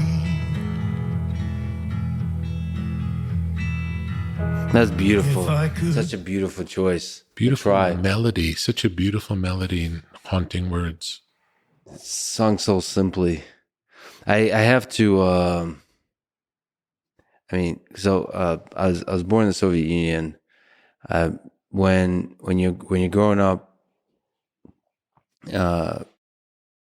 there's a few bands that kind of, they're probably forbidden still, but they seep in, and you get like bootlegged, and they somehow take over the culture of the young folks, such as myself. So on the metal side, it was Metallica and Iron Maiden, and on the, I don't know what you call them, but Beastie Boys.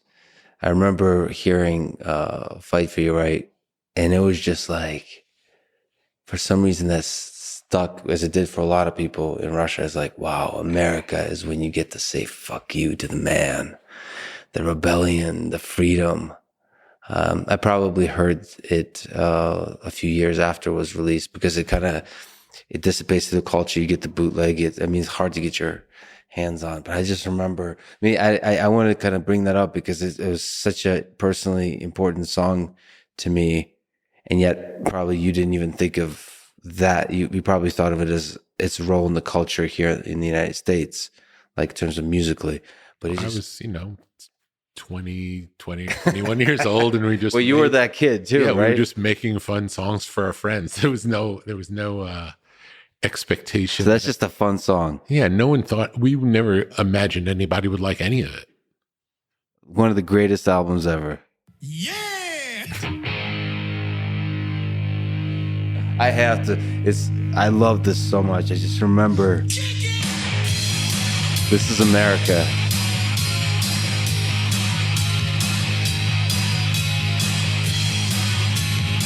I didn't even understand the lyrics, to be honest.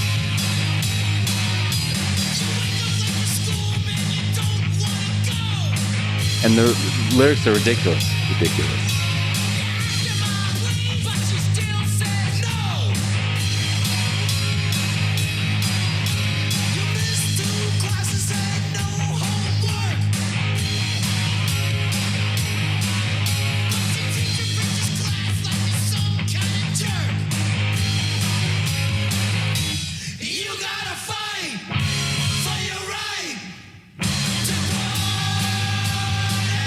So hearing that and hearing Metallica, Master Puppets, I was like, I knew I'm gonna have to end up in America one day.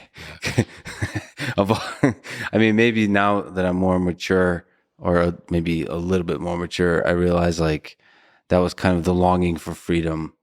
It felt like, at least at the time, if this is allowed, then anything is allowed. Yeah. And I think that the rebellion of it, I guess it's also fun. I just loved it. If you look back to that, because you were that person, not just the producer. It feels like, Well, yes and no. Like it was, even to us then, it was still like satirical. It wasn't. It was. Oh, absolutely. but isn't like music in part, like you're dancing on the line, it's part satirical, part serious, in the sense, like you're losing yourself in the satire. Like anytime you go over the top, isn't that part of the, or is it explicitly satirical? You're making fun. I don't girls. know. There's a lot of ridiculous songs in that album. I don't know. I just think it was definitely to make each other laugh. Like we were trying to make each other laugh. Yeah. We weren't trying to make a point. We were trying to make each other laugh. But that person how's that person different than the person today in you? The person that produced that I record? wouldn't say so different. It's like it really is that I like things that make me laugh. I like ridiculous It's things. the same person still. I think so. Is it strange just how many incredible... I mean, I don't think I would make that today, but I understand why we made it when we did. It's in the vocabulary of ridiculous that would make sense to do. For the right artist today could make something ridiculous and gives you that feeling. I mean, there's just a sense when you make so many different albums and you look back at that creation, it can feel like a different person created that. But you're making it seem like if you travel back in time or maybe do a memory replay, you'd be able to hang out with a teenage in the 20s Rick Rubin. I think you're just fine. I don't think I was so different, honestly.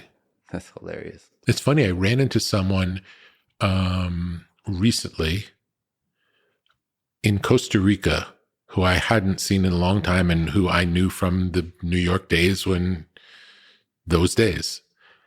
And we spent a couple of hours talking, and she said, "You're exactly the same person that you were then." So I have a short, a recent confirmation that that's the case. That's beautiful. Was it Tim Ferriss asked you about like who's the most successful person you know? That's the definition of success, I would say. You're exactly the same person. You haven't lost yourself, or rather, you found yourself early on. I would say there are aspects of me that have changed for sure, but I can't say that it's necessarily better. It's different. I would say at that time, I was more confident than I am now, and I'm very confident now. But then I had an unrealistic confidence, and I think now it's a little more based in reality. At that point in time, I had never been depressed. And then once you go through a depression, some people, I know in my case, when I went through depression afterwards, I was a different person than I was before. And I feel more grounded now than I did then. And I probably relate to the artists so many of the artists I work with suffer. So many artists suffer because that's part of what makes an artist great is their level of sensitivity, that the same thing that makes an artist uncomfortable, other people don't feel at all. The time you were depressed, what was the darkest moments of your life? What took you there? How did you get out? It was triggered by a person making a comment about something to do with work that didn't matter. It was like to anyone else, they would hear that and it would just be like, okay, we'll deal with it next week, whatever. But for some reason, I took it in a way that I felt like the rug had been pulled out from under me. Even beyond the rational part of it, of understanding, even after the problem that came up was solved, it somehow undermined something in me and made me feel very vulnerable in a way that I hadn't felt before. And it spiraled. How did you get out? I did a lot of different kinds of therapy. I did, starting with alternative therapies, I was seeing, I would say, between 7 and 8 doctors and or therapists a week. Acupuncture, talk therapy, herbs, any possible modality. Tried everything for a long time, and nothing seemed to have an impact. And then finally, I'm wary of taking any Western medicine. I'm not a drug taker and or drinker or partier in any way. And I found a psychopharmacologist who was a psychic. But because she was a psychic, I was okay to see her because she's like, I'll listen to a psychic, Yeah. but I'm not going to listen to a psychopharmacologist. But the fact that she had the psychic, that made her fit into my worldview. And she recommended an antidepressant, which went terribly wrong in the first night that I took it.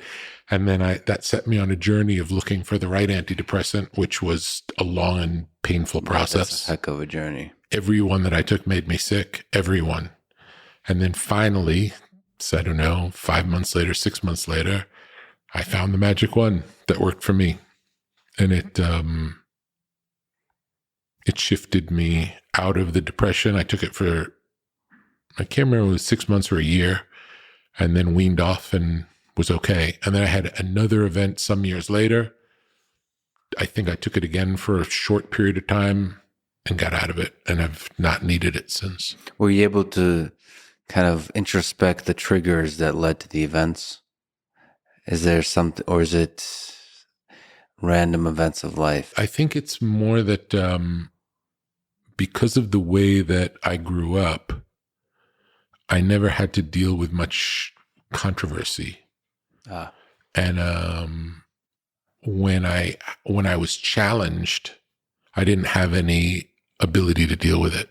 It's like Jonathan Haidt talks about. It's like that. So you've actually also mentioned like business sometimes gives you stress. So this was business related stuff. Yeah, it was a business related thing. It just made me feel bad. It's one of the sadder things about art and music is that it's often interleaved with business folk. I suppose that's the way of the world if you have a capitalist system, but it makes that business folks rubbing up against artists can sometimes destroy a fragile mind and soul. To me, like one of the best representations of an artist, honestly, is Johnny Ive, the designer from Apple. And he's just so fragile with his ideas. And you talked about like when he has ideas, he really wouldn't show it to Steve Jobs or anybody except for the small design team because he was so nervous that it would break. Give it a chance. Give it a chance to grow. And it seems like the outside world, business people, PR people that kind of have not lost themselves in the passion of creating, but instead are kind of representing or like making deals, all that kind of stuff. They can kind of trample on those little ideas, and it's sad to see.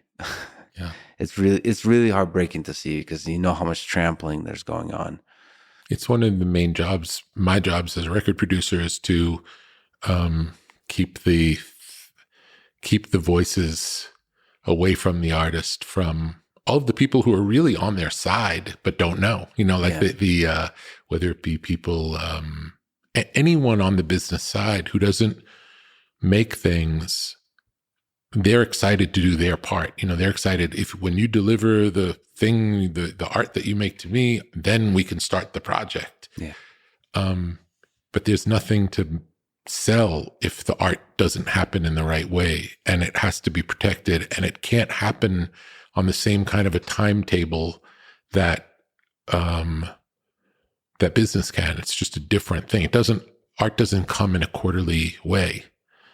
And that doesn't apply just to music, or it applies to art. It applies to all creative pursuits. Like this is generally the case. Like at MIT, it's just there's the administration, and then there is the professors and students. And the professors and students are the creative folk. Yeah, they create stuff. They dream. They have wild ideas. They go on tangents and so on. They have hopes, and they go with those, and they get like on these weird passionate pursuits, and then the administration can often just trample on that, and they set up bars on in all kinds of ways that you think you're not actually hurting, but you really are. And I won't mention why, but because this happens to everybody. And I have a large amount of leverage at MIT now, but even I get a little bit of pressure in such stupid ways to be careful, Lex. Like we really want your career to succeed. Be careful. And that little pressure to an artist, you know, do you want to go a cappella? Do you want to do a country record? Like, be careful. Like, you're already a superstar. Be careful. Yeah. And then in that way, you kind of push people like flock of fish into one fish tank where they're all the same. Yeah. And it's sad to see. And it's obviously in the modern world, there's nice mechanism to let artists flourish a little bit more because they get to put themselves to the world and get a little bit more confidence, maybe different funding mechanisms, all that kind of stuff. But Tremendous problem. The voices that don't understand interfering with the process is huge. The other side of it is, in success, there can be a lack of reality where all of the people around the successful person just tell them everything they do is great. And then they don't have anything to bump up against anymore, or have a realistic sense of how things work, or how things measure, you know? So both sides are really important, both avoiding the voices getting in the way and having a trusted group of, you know, a sangha, a group of people who can say, you know, I don't know if that's as good. And you can still, you know, say, I don't care what you think, that's fine. But it helps to hear it. You know, it helps to have, if someone who you respect tells you something isn't good enough, it's helpful. when you know it comes from a place of love, when it comes from a place of wisdom. 100%. And not from a place of fear, not from a place of, oh, this doesn't sound like it's going to do as well as your last thing. That's not the point. The point is, on this quest for greatness, are you living up to your ability? By the way, is there something interesting to say about your worldview? Because you mentioned psychic and sort of the ways we can be healthy, the ways we can grow, and how much maybe medicine or science or has the answers. Is there some interesting way to describe that worldview? I would just say I'm open-minded. I believe anything's possible. And if I was going to trust in any practical information, it would be something thousands of years old. There's wisdom in that history. Yeah. Well, it's more tested. It's not always right, but at least it's been somewhat tested. Well, science is also tested. The thing I'm a little bit skeptical of sometimes is just the hubris that often comes with the modern, with the latest, the newest, this feeling like you figured it all out. Everything that's been done in the past has no wisdom, and we basically solved every problem. There's nothing else to be solved. That's a defining characteristic of any age. Is like we've solved all the problems there are. We have the final answers. And our parents are all stupid. Yeah. That kind of energy. Yeah. And that you have to be extremely, extremely careful with that. When you think about something as complex as the human body or the human mind, you have to be very very I believe careful. we know close to nothing. Yeah, exactly. Close to nothing. That's about anything. About anything. About anything. That place of humility is a good place to start to figure it all out. And in the end, we'll still know almost nothing. Yeah, I don't think we need to know. It's like we need to see what works, and we need to see what works for us. It's interesting to know. I know on the art side, knowing how it works isn't what makes it work. Isn't the magic of it isn't how it works. The magic is the magic. Right. And the magic happens in a way that's intuitive and accidental at times, or incidental, where you're trying many things and all of a sudden something works, and you don't know why. And it's okay not to know why. It doesn't really matter why, as long as it does the thing that you want it to do, whatever that is. Yeah, that's so weird. When you know the components, the magic. What's the magic? Where's the magic? Like, we know the components for stuff I care about, artificial intelligence. We know the components of a powerful computing machinery, but where does consciousness come from? What is that?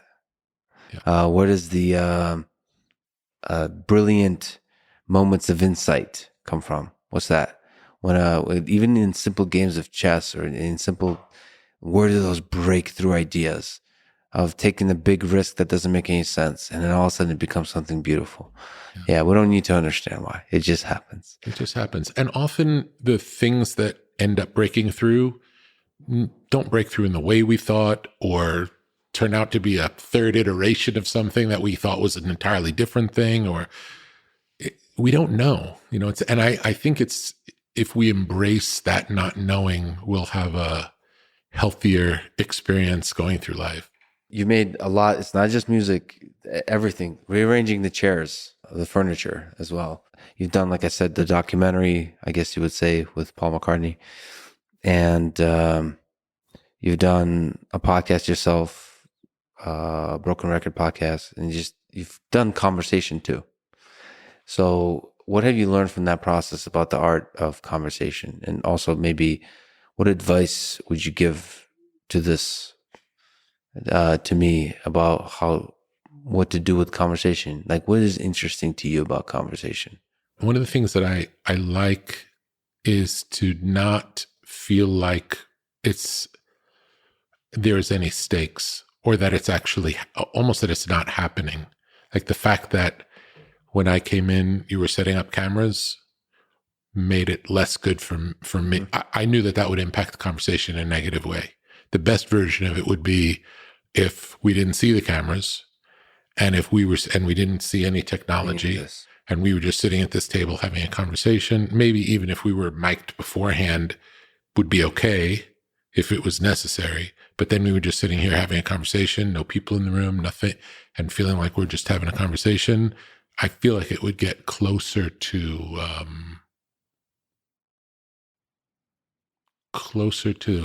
the relaxed feeling. Same thing we do in the studios. Like, you've heard of red light fever, when artists get nervous when, like, they play a song great and then the tape starts rolling and they can't play it.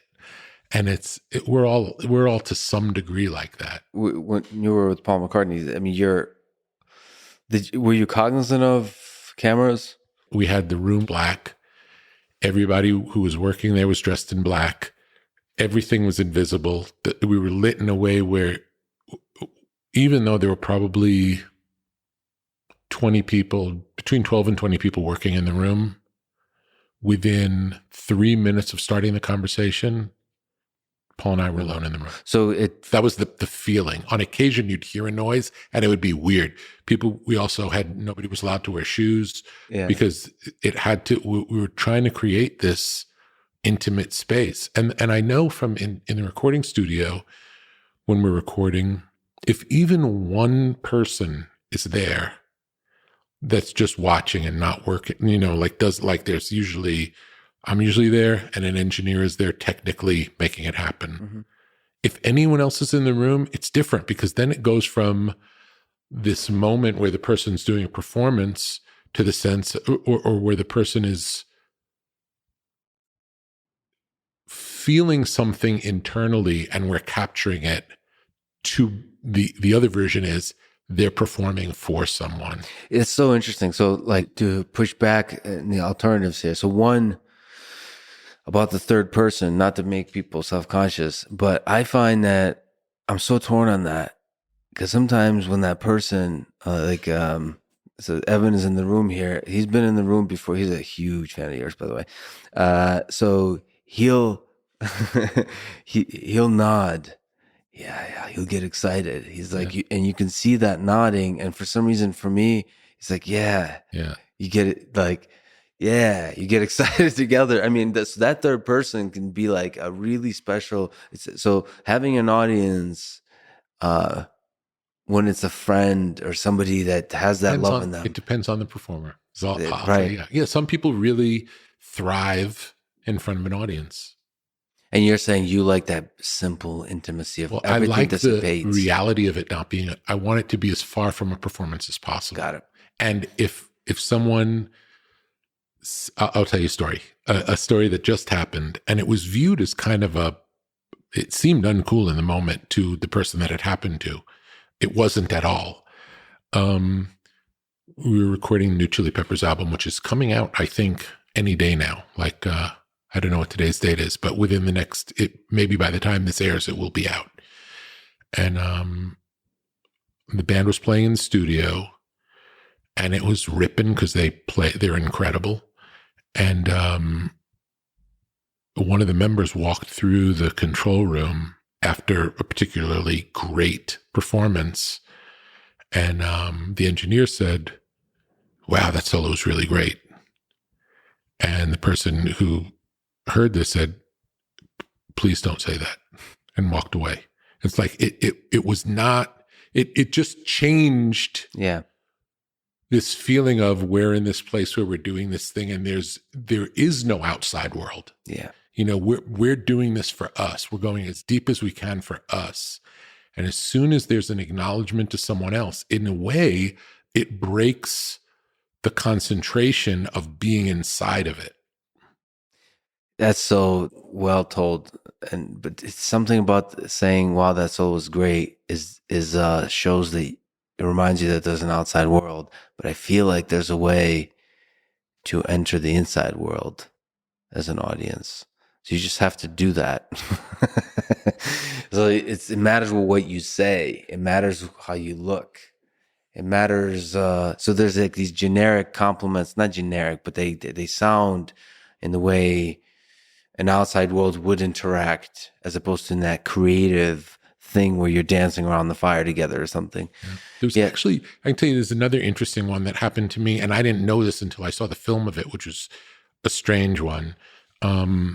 We were recording with the Avett Brothers, and the song was called No Hard Feelings. And it was this recording of No Hard Feelings.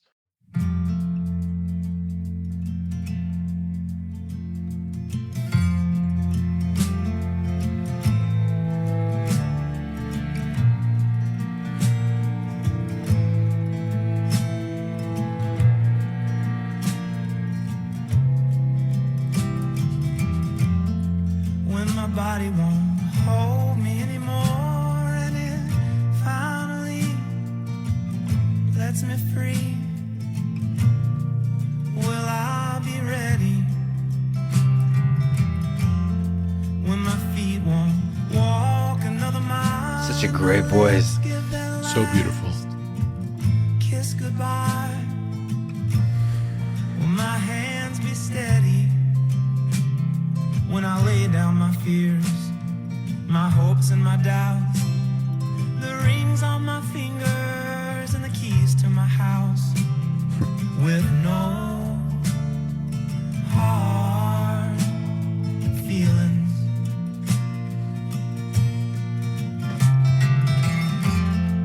When the sun hangs low in the west and the light in my chest won't be kept, held at bay any longer.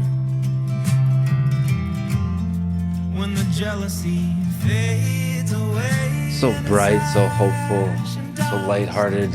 for cash and lust, and it's just hallelujah. And love and thought, love in the words, love in the songs they sing in the church. And no hard feelings. Lord knows they haven't done much good for anyone. Kept me afraid and cold, with so much to have at home.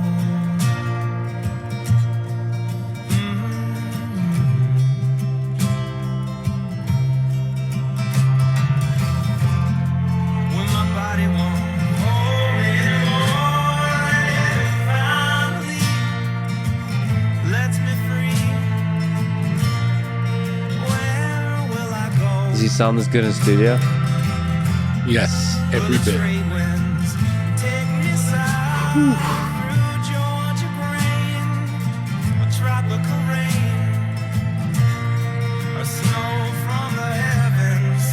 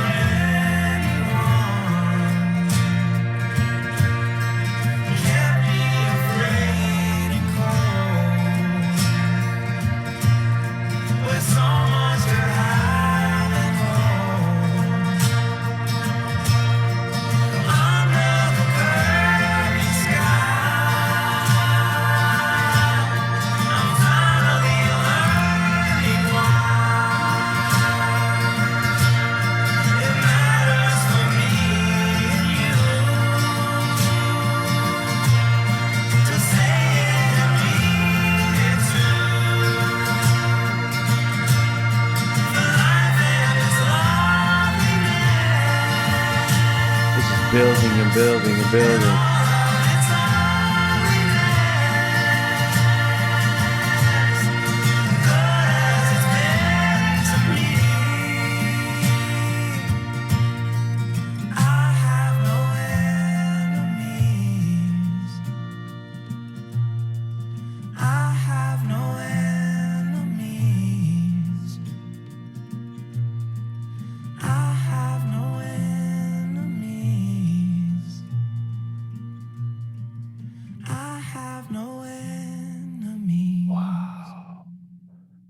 He's got the power of like Jeff Buckley with more like so much more sort of flavor to the voice. He can go so many different places.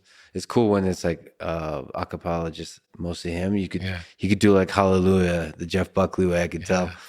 It's incredible. That's an incredible song. Is this a new record? This was I don't know, 4 or 5 years ago, something like that. But what happened with this? That happened. And I mean, they're great and it's always good. But that performance in that moment felt like the sky opened. It was unbelievable. But this was a single take? This was a single take. Oh, wow. That was just like that. Was incredible. That was perfect. So that was perfect. Yeah. When it ended, I said, great. What do you want to do next? And they said, we just need a few minutes. And they walked out. And that's all I know. It's like, okay, and I'm laying down, waiting until they're ready to start again. Yeah. And in the film, there was a film made of the sessions of this. They went out and they're like, what was that like? Like, didn't he get what just happened? Because it was so heavy. Yeah. And it was just as heavy for me. And in the spirit of we're here to make the most great stuff we can, we're not going to like open champagne. Like that's not, it's like, great. What do you want to do next? It's like, let's not revel in this. Yeah. But they took it as like, this guy just like doesn't even understand what we're doing.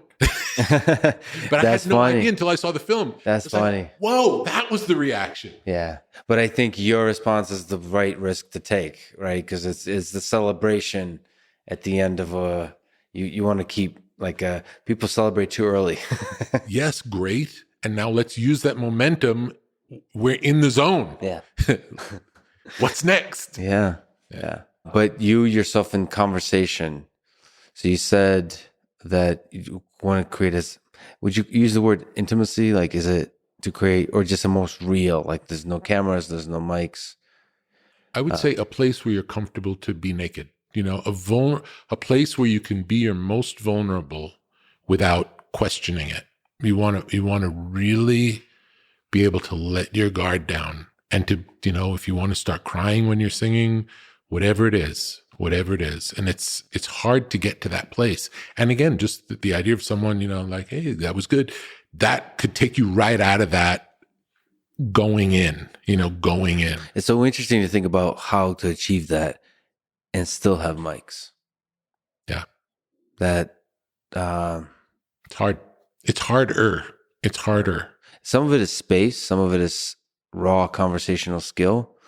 Like, there's something about some of that is also just like, you have that, as I'm sure you are, there's a legend to Rick Rubin. And there's like my now friend Joe Rogan, there's a legend to him. And when you show up into Joe Rogan's studio, the legend creates an aura. And he, I think, subconsciously or consciously uses it to like, this is somehow it's nervous. And then you realize, oh, he's just human or something. I don't, there's a relief. And then, yeah, you could be yourself. So that's that nervousness. And it's like, oh my, it's not that, this legend is just a human, and it's normal. So I don't know how that's done. But it's so interesting to think about how that's, because I forget recording. I just enjoy it when it's real. Like, this microphone gives us an excuse to connect on a human level and forget, and nobody's listening. It doesn't matter. I would say I felt maybe in the last 15 minutes I was less aware of anybody else being in the room or any equipment here. Yeah. But it took that long. That's so interesting. I didn't have that at all. All I had, I mean, the wind calmed down outside, but there was a wind before. And there's something about the wind. Now you can think of it from an audio engineering perspective. Like, oh, I wonder if the wind creates sound or whatever that you hear. But I was thinking like, none of this matters. Like the wind is like nature will be here before us, after us, Yeah. and all of this will be dead and forgotten. Yeah. That's what the wind was reminding me of. It's almost like laughing at the fact that we would even consider self-important enough to put on clothes and talk. But you love it. You love talking. You love the podcast and just that. Why did you dive into that? Like why? It was not it was a strange occurrence. My friend Malcolm said he wanted to start doing a podcast about music and asked if I would do it with him. It's like, I like Malcolm. And I thought it would be more like his podcast, which it's not an interview podcast. I thought it was going to be telling stories in the music world using, audio stories. And then it just started being interviews. Not again, it wasn't intentional, just started that way and ended up being that. So, but I love it. And I love, both because I get to talk to people that I don't know, but also when I get to talk to people that I know and ask them about things that we would never talk about ever. I don't know the origin stories of any of the people, any of my friends. So to get to hear their perspective, another like relating to the Chili Peppers, because their album's coming out now, I interviewed all four members of the band individually. John, I interviewed John, and midway through Anthony came in, and then I interviewed Flea separately, and I interviewed Chad separately. And it was fascinating. I know them for 30 years, and I learned a tremendous amount because you don't ask people about themselves when you're just, workmates. Or friends. I do this sometimes. I'll just set up my microphones and I'll record a thing for private consumption with friends or loved ones. Yeah. It's fascinating. Good idea. Because you get to ask, those ridiculous questions. First of all, about life, about the future, about the past, about little fears and the things you miss. And there's something people just reveal, first loves, all those kinds of things. Yeah. Your view on love, your view on... And those are things don't come up in regular conversation. So it's so nice to, that's something about, that's the pushback. There's something about this microphone, or maybe it's just the deliberate nature of sitting down and let's just talk. But there is something about the microphone that for me thinks, just same with the suit, I'm going to take this moment seriously. I've long forgotten that anyone is listening. And I'm going to try to really listen to another human, first of all. And to also ask the questions that like are really interesting. Like I feel like when I talk to normal people out on the street, I'm not allowed to ask anything. I'm allowed to ask only the more sort of generic things. I think you can ask anything. I'm starting to think that. I think you're allowed to ask anything. I think you're allowed to basically do anything, especially in Texas. Yeah, I think it's okay to ask people, and I think people like it when you ask them. People like to be seen and like to show who they are. As the wind blows again, do you have advice for young people? You have a fascinating life journey. Is there advice you can give to people in high school and college about how to have a life like yours in whatever pursuit, in terms of success is such a silly word, but just find success or maybe happiness in career or just in life in general? Yeah, the only advice I would have would be to not listen to anyone and to do what you love and to make things that you love, whatever it is. Make your favorite things. Be the you be the audience. Make the thing for you the audience. And it doesn't really matter what anyone else thinks. And if you have to get a job to support yourself so that you can make your art, that's fine. You can't make art for someone else. You can't make art with someone else in mind. I don't believe it can be good. So what does success feel like? Are you grateful? Are you proud of the work you've done in the past? Or is there some engine of constant dissatisfaction, like self-criticism of I could have done better? No, I'm pleased with the work that we did. Excited to keep working. It's fun. I don't know what else I would do with myself because I like making things. It's fun. I feel like it's my reason to be on the planet. So I just keep doing it. Whatever ideas are actually coming from elsewhere and are using your mind as a temporary vehicle, that's their purpose to be on this planet. Your purpose is to procreate and not die and eat regularly enough such that the brain is alive. It's a biological purpose. Yeah, and anything I can do to keep the channel open to allow what wants to come through. I'm a willing channel. It's so interesting because I'm extremely self-critical. So you don't have that self-criticism, harsh, like this could have been better. If it could have been better, I would keep working on it. It's like if it could be better, it's not done. So when it's done, it's done. It's the best it can be. I've done everything I can to make it the best it can be.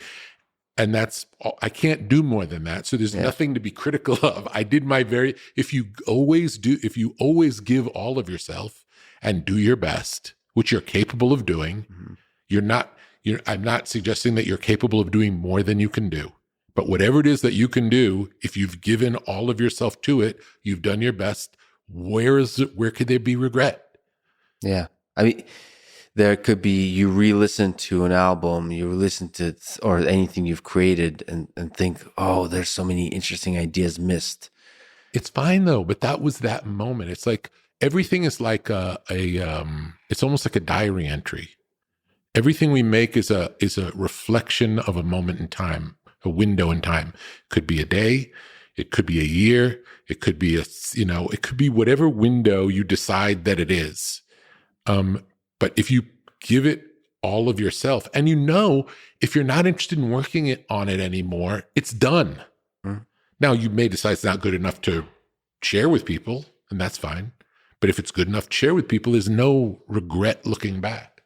That's funny because, think of it as a diary entry. It's hard to look back at a diary entry and say, I did it wrong. It's impossible. Yeah. And even if it's read by 100 people, 1,000 people, 1,000,000 people, it's just a diary entry. Doesn't matter. Speaking of doesn't matter, this life is finite. All of us, even Rick Rubin, will be forgotten one day. Do you think about your mortality tomorrow? Yes. Do you think about the finiteness of this thing? Do you think about mortality, about your mortality? Does it make any sense to you? Do you think about death? Are you afraid of death? I don't think about it. I don't think about it very much. Are you afraid? I don't think I'm afraid. I mean, I don't want to die, but I know that that's in the cards. And when it happens, it happens. Your nature of not wanting to die is kind of like you don't want to go to a shitty restaurant. You'd like to go to a nicer one. So it's just a preference thing. Well, I want to keep living because I want to do what I like to do. So whatever, now who knows, whatever comes next, maybe even better. Maybe we're, I don't know. Yeah. I haven't experienced it yet. So who knows? What do you think happens after we die? I believe we go on in some capacity. I don't know what that means, but in the same way that everything recycles, everything comes around. I don't know why we would be different.